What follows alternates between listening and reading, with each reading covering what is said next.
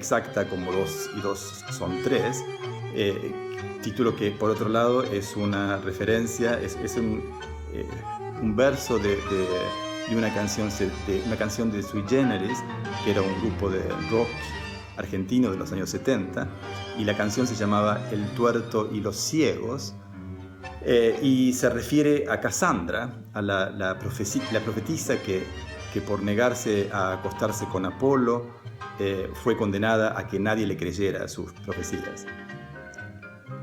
Y el relato tuvo el origen en una anécdota que escuché en una cena de alguien que contaba que de chica había soñado una situación simplemente improbable de suceder en la vida real, donde su padre, un amigo de la infancia de ella y otra persona que ni ella ni su padre conocían, estaban en el sótano de la casa paterna, y que su padre en ese sueño era asesinado. Y en esta escena contaba esta mujer que muchos años después, su madre, muchos años después de haber tenido ese sueño, su madre la llama por teléfono y le dice: ¿a que no sabes con quiénes está tu padre aquí en el sótano? Y ella se vuelve loca y decía: oye, pensá si mi padre se moría y yo tengo la culpa.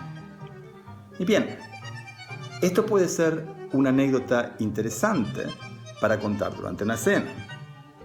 Pero ¿cómo hacer de esta anécdota literatura? Y de eso se trata, en realidad, el cuento.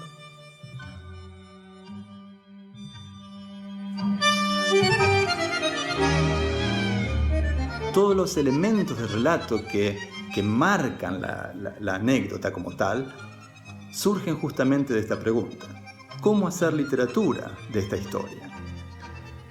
¿Cuál es la manera más adecuada de narrarla? La primera cuestión es, por supuesto, cómo hacer que esa situación improbable del sueño se dé en la realidad de una manera verosímil, creíble. Pero esto es solamente una cuestión técnica, es lo más simple de todo, es lo que cualquier escritor de novelas policiales tiene que hacer todo el tiempo. Pero hay otras cuestiones que son más cruciales y mucho más profundas.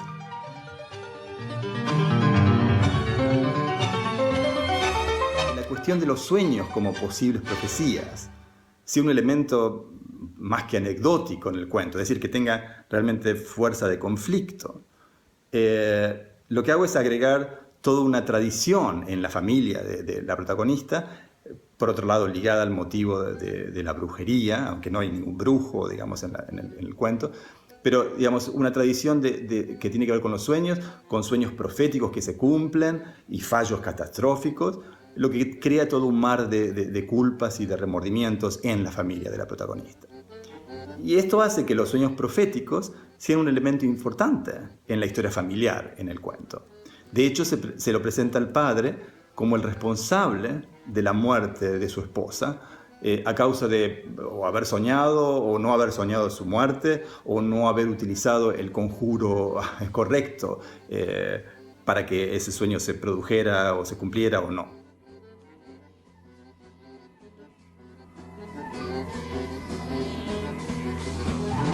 Por otro lado, para convertir a la protagonista en Casandra, es decir, condenada a que no le crean sus profecías, agrego el motivo de la madrastra, y unido a este motivo de la brujería, donde la bruja, digamos la bruja porque es la que introduce la obsesión por los sueños proféticos en la familia, se convierte en su madrastra luego de la muerte de su verdadera madre, y entonces la aleja, como toda madrastra típica, digamos. Hay tensiones y compiten por el amor paterno. Y ahí entonces se suma el motivo de Electra, enamorada de su padre, tratando de salvarlo del conjuro de la madrastra, etcétera, etcétera. Pero todo esto hace que yo decida poner a la protagonista en el coche, en su propio coche, manejando, después de haber recibido la llamada de la madrastra que le dice: ¿a que no sabes con quién está tu padre en el garaje?, etcétera, etcétera, viajando a la casa de su padre para cambiar el destino. Pero durante el viaje ella va reflexionando sobre la relación con su propio esposo y va descubriendo que en realidad su esposo es una versión degradada de su padre y que en realidad tiene que decidirse si dejarlo o no. Lo cual en realidad se convierte en el conflicto principal del relato.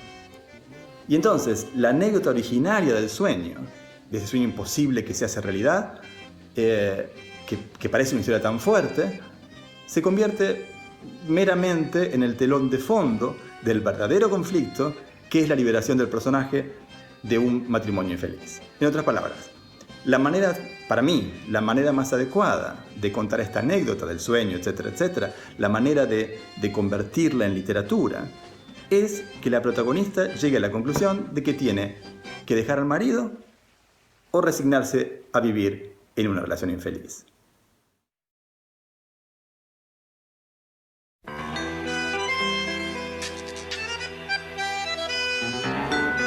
Es decir, el cuento mismo pone en escena la tensión entre la historia y la manera más adecuada de narrarla en el mismo cuento.